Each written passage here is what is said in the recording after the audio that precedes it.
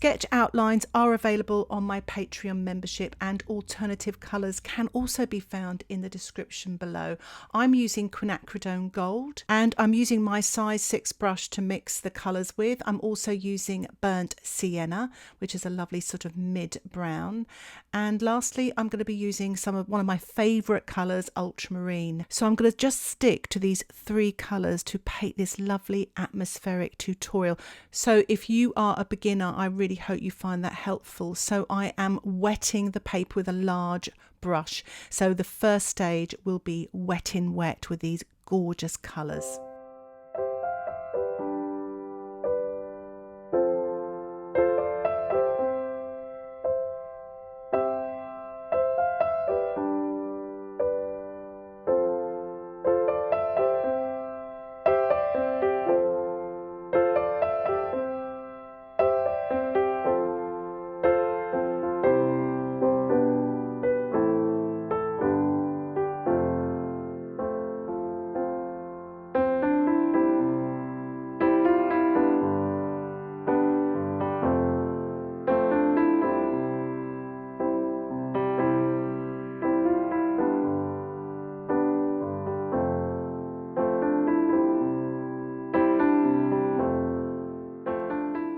I was using my size 10 brush to paint with. I'm also using it to lift off some of the paint.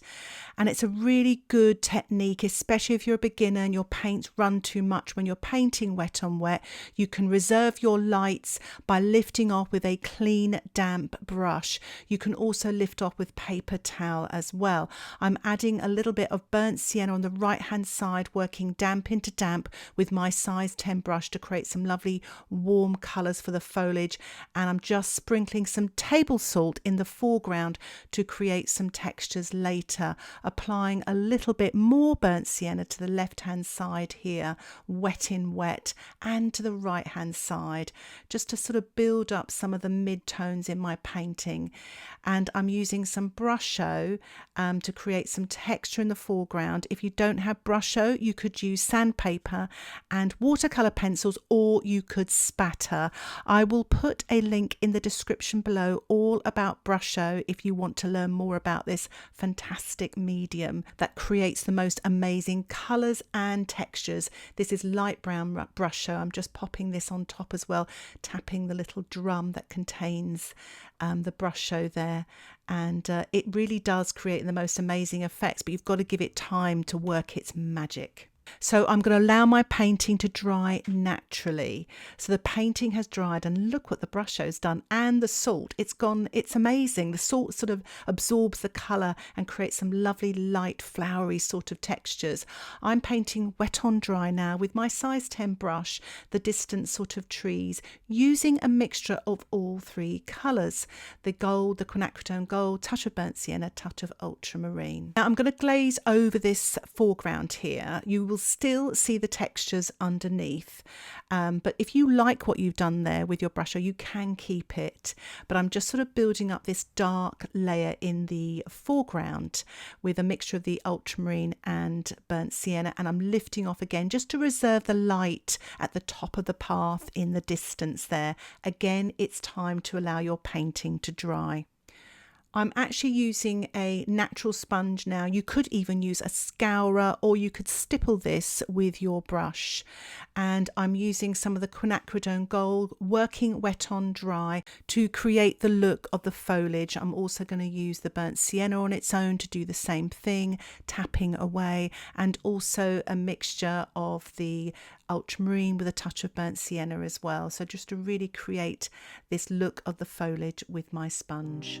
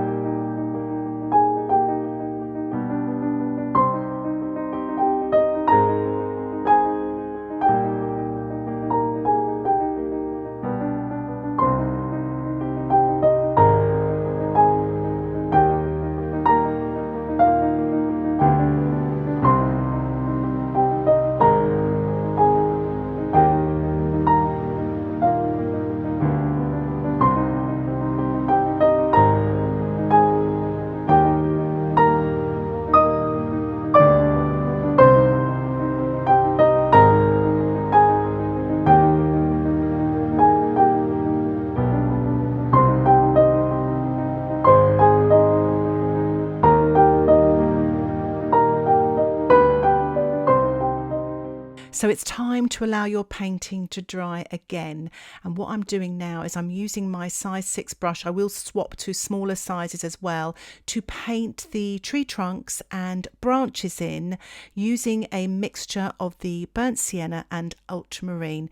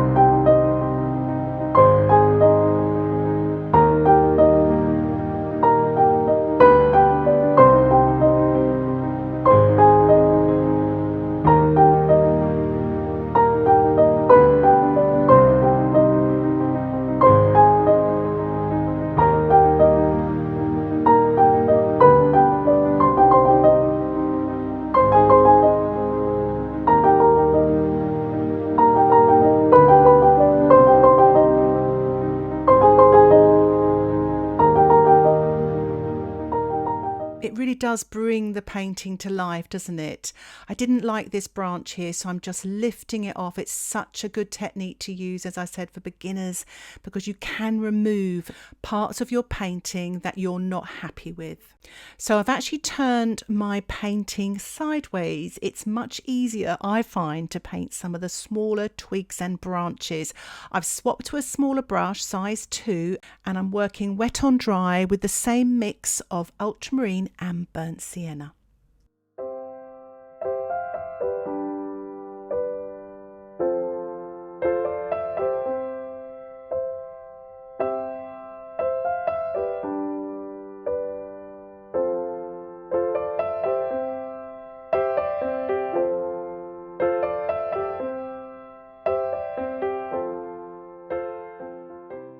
I think it's a good idea to dry my painting again.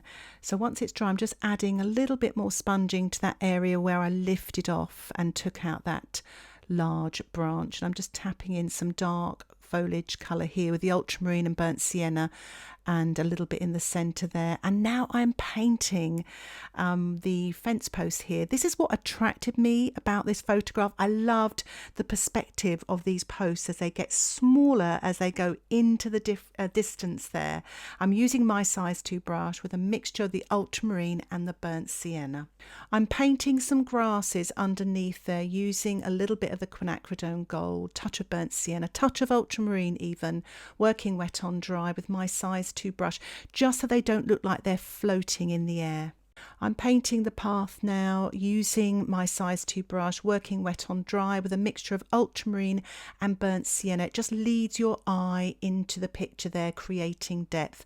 And I'm just sort of creating texture using the side of my brush as well. So I'm going to allow my painting to dry again. It's so important to allow your painting to dry. What I'm going to do now is a little bit of lifting off with my stencil brush. You can use the sponge for this, or an old sort of brush that you're not worried about. Whatever you do, don't use your good watercolour brushes. And I'm just working with clean water in a circular fashion and lifting out the sun, which, as you can see, is top right hand of the photograph.